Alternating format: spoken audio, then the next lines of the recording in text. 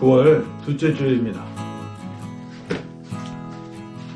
지난주에도 반공 이데올로기에 대한 이야기를 했어요. 왜 한국 교회가 그트록이나 반공이라는 이데올로기에 목숨을 거느냐, 그 이야기를 말씀을 드렸었고, 오늘은 군인이셨던 부친 이야기를 기반으로 또 하나의 이야기를 하려고 합니다. 53년도에, 그러니까 한국 전쟁이 한창일 때, 마지막이죠, 이제. 한창일 때 부친은 군에 입대하셨어요. 육군 소위로. 그리고 소대장으로 전방에 발령 가기 며칠 전에 휴전이 되었습니다. 그래서 실제로 6.25 전쟁에 직접 전투에 참여하진 않았지만 전쟁이 막 끝난 상태에서 인간들이 극도로 인간성을 잃어가고 정말 생존 본능만 남았을 당시, 이 영화 고지전을 보면 알 수 있듯이 고지를 놓고 탈환을 하면서 정말 많은 사람들이 죽었어요.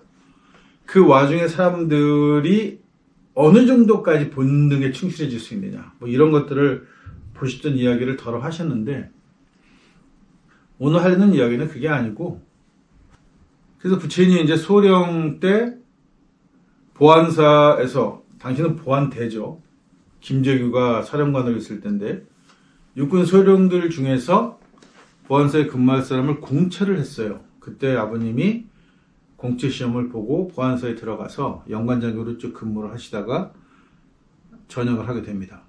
그 당시에 있었던 일이에요. 아버님이 그렇게 보안사에 들어가면서 초등학교를 전라도 광주에서 처음에 상무국민학교, 거길 들어가는 걸 시작으로 뭐 울산 학성초등학교, 뭐 대전, 청주 사대부속 초등학교 뭐 이렇게 해가지고 뭐 전학을 엄청나게 다녔어요. 아버님이 근무지를 옮길 때마다.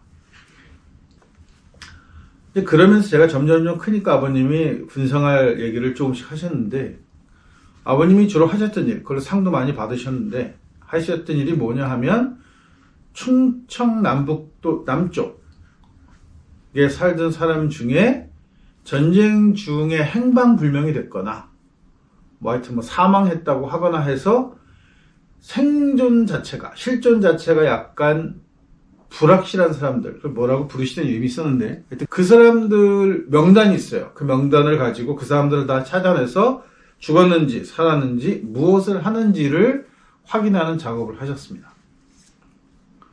뭐 이것도 일종의 민간인 사찰 같은 거죠. 그러면서 이제 이 충청도, 특히 충청도 이 지역, 전라도 지역 험한 산골짜기에 깊은 오지까지 그렇게 몇 시간씩 걸어서 찾아다니셨는데, 부관 하나를 데리고. 그때 아주 깊은 산 속에 들어갔던 마을이 화전마을인데, 그 마을에 있던 촌장이 하는 얘기가, 이 마을에 외지 사람이 들어온 건 딱 두 번이다. 당신이 두 번째인데, 첫 번째는 외정시대 때 순사가 한 번 들어와서 호구조사를 해갔고, 그 뒤로는 당신이 처음이다. 이렇게 얘기했다는 거예요. 그러니까 그때만 해도 1970년대 초반인데 30년 가까이를 국가가 그 사람들이, 그 국민들이 어떻게 살고 있는지를 확인하지 않았던 거예요. 그리고 주민등록증도 없고, 이 사람들이. 그렇게 해서 화전을 읽으면서 자기네끼리 살아가는데, 여기에는 이유들이 있습니다. 제가 몇 번에 걸쳐 이야기했지만, 한국은 신분이 깨어지고 양반제도니 뭐 이런 것들이 깨어질 때 그냥 투쟁으로 이루어지지 않고 그냥 외세에 의해서, 일제에 의해서, 혹은 미 군정이 들어온 후에 자연스럽게 이런 신분들이 그냥 저절로 깨어져 버린 상태예요. 법적으로 투쟁하지 않았죠.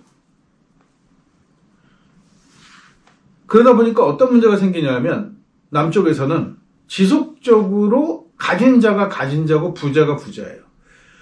조선시대 때 양반이, 일제시대 때 양반이고, 그 양반이 해방된 후에는 부자고 권력가고 회사 사장이고 뭐 동네 면장이고 이장이고, 이렇게 계속해서 그 사람들이 쭉 대를 이어오면서 부와 권력을 장악하고 있었던 거예요.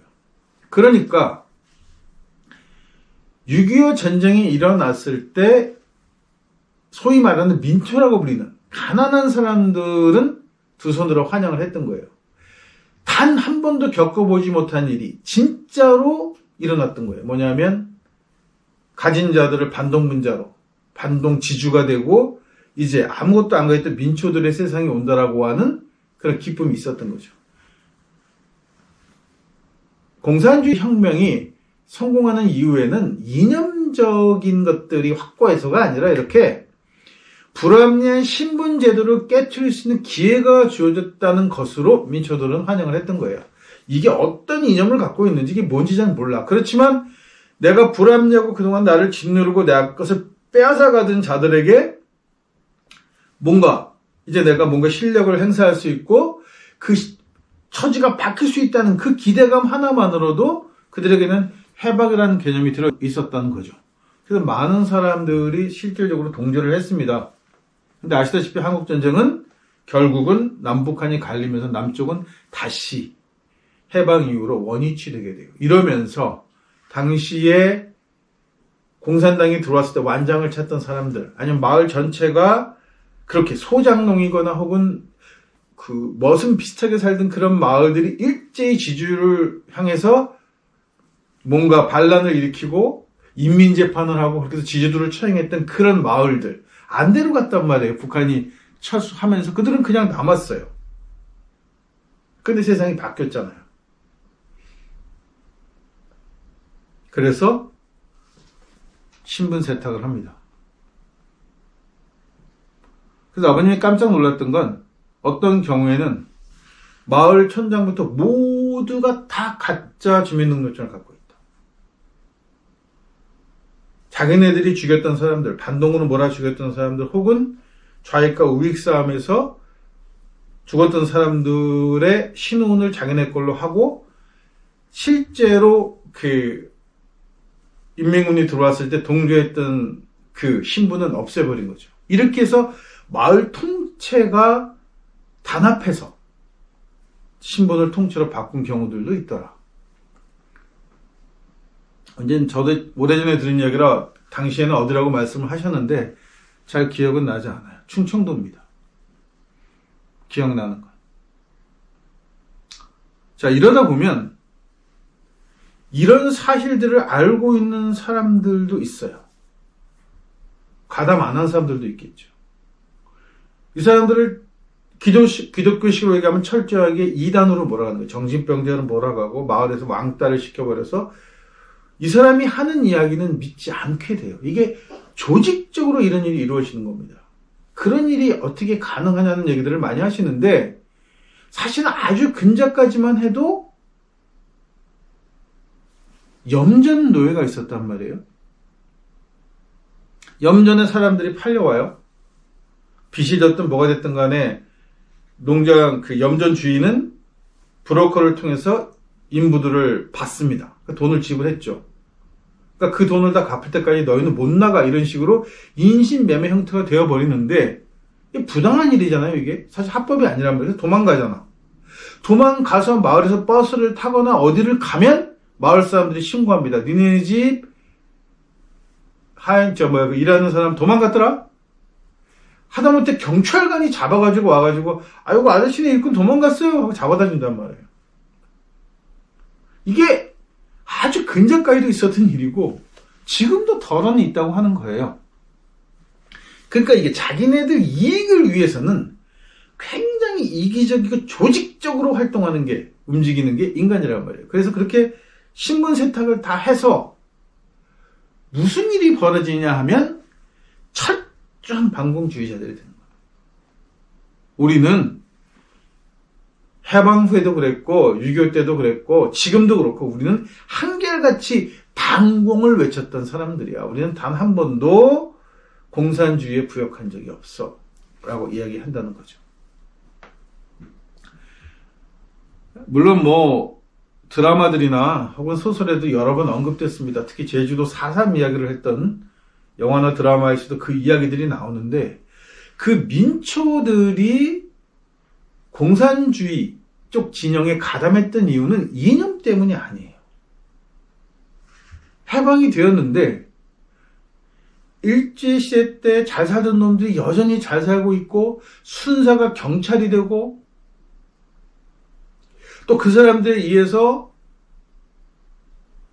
일제시대 때 핍박받던 사람들이, 독립운동을 했든 아니면 그냥 여러 가지 이유로 경제적으로 핍박을 받았던 사람들이 여전히 똑같은 상황에 처하게 되었을 때, 이제 그 세상이 아니야. 이제 새로운 세상을 만들 거야. 민초들의 세상을 만들 거야. 민중의 세상이 될 거야. 노동자의 세상이 되고 농부의 세상이 된다. 라고 하는 그 구호에 열광한 것이지, 그 구호 자체가 갖고 있는 이데올로기, 막시즘이 무엇인지는 전혀 모르고 있었다는 거예요. 그런데 사람들이 듣기에는 그렇게 되는 것이 옳고 바른 것이다 라고 생각했다는 겁니다. 여기에 383 아래쪽 이승만 정부 이후에 지금까지 갖고 있는 정권들이 갖고 있는 문제가 고스란히 녹아있는 거예요. 친일을 청산하지 않았어요. 청산하지 않은 것 정도로 끝나지 않고 그들이 인재라는 이유로, 전문가라는 이유로 다시 재기용해서 외인 강점기 때 했던 일을 그대로 맡아서 하게 됩니다. 사회 구조가 하나도 안 바뀐 거죠. 그러면서 신부는 깨어진 거예요.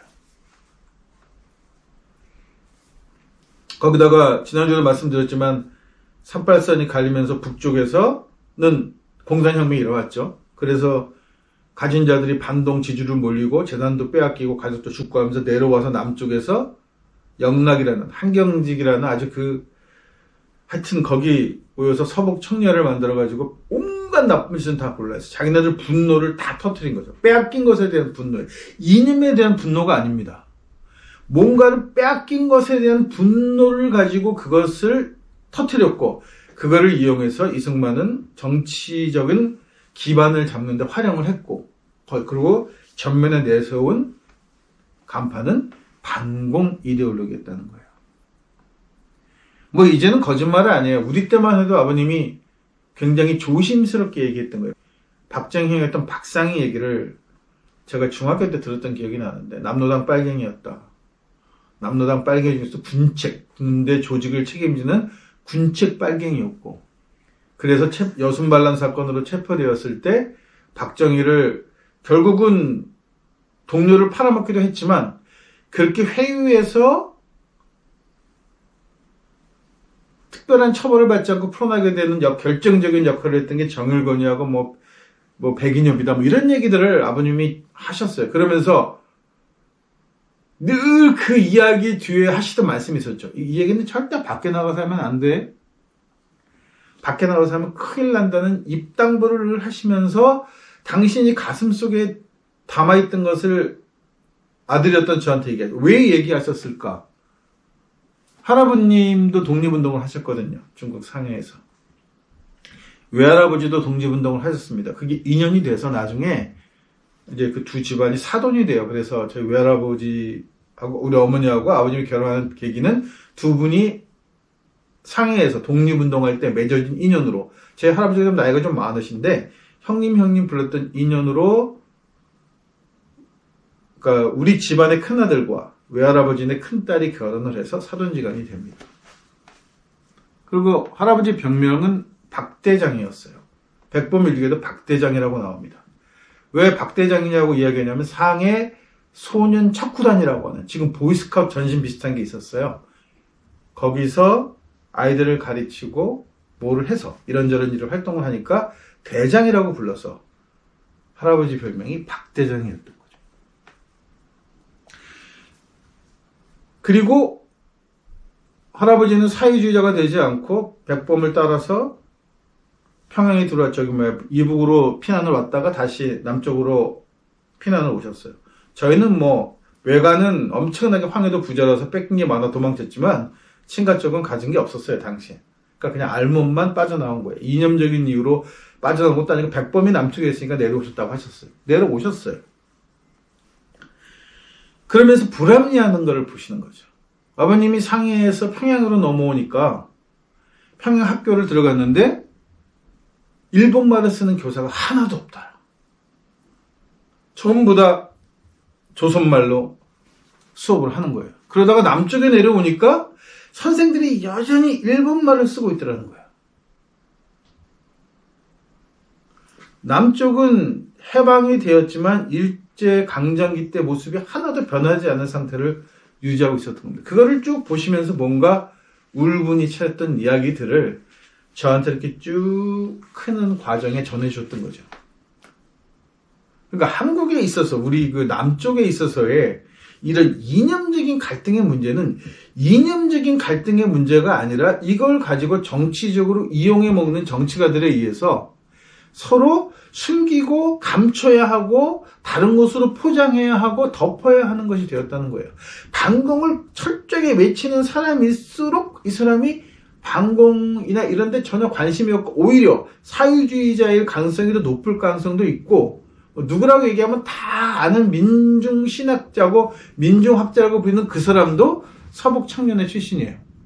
자기가 서북청년에 했던 일들이 그 만행들이 자기의 가슴에 너무 아픔으로 다가오니까 그 후로 민중사학자 혹은 민중신학자가 되는 거죠. 이렇게 자기의 정체성을 무엇인가로 포장한다. 그것도 전혀 반대의 것으로 포장하고 그 포장지를 떼내면 본질이 드러나기 때문에 그걸 감추기 위해서 더더욱더 강하게 반발하고 그러다 시간이 흐르면서 자기를 이제는 내가 포장지로 쌓았던 것이 진짜라고 믿게 되는 사회.